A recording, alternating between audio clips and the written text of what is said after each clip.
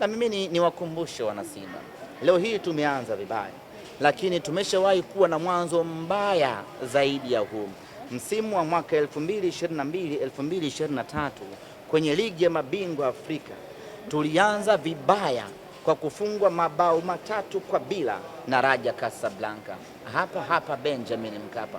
Watu waliondoka wamechanganyikiwa, watu waliondoka wanatembea kwa vichwa, watu waliondoka Benjamin Mkapa wanatambaa, hawaamini macho yao. Mnyama anapasuka bao 3 Benjamin Mkapa mbele ya Raja Casablanca. Lakini tuliyapokea matokeo hayo. Haikuishia hapo, tukasafiri kwenda Guinea, tukaenda kucheza na Horoya naye akatupasua bao 1.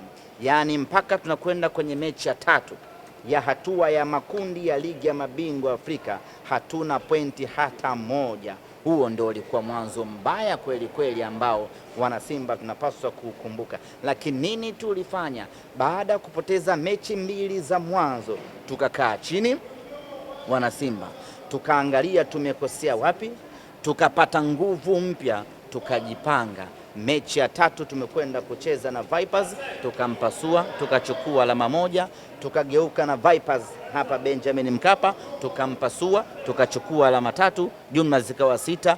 Tukaenda tena Morocco, tukafa bao 3 nyingine na Raja Casablanca. Ulikuwa ni msimu ukiangalia mbele unaona kiza, lakini mechi ya mwisho Mnyama akampiga Horoya bao 6, tukafuzu kwenda robo fainali kwa idadi ya alama 9.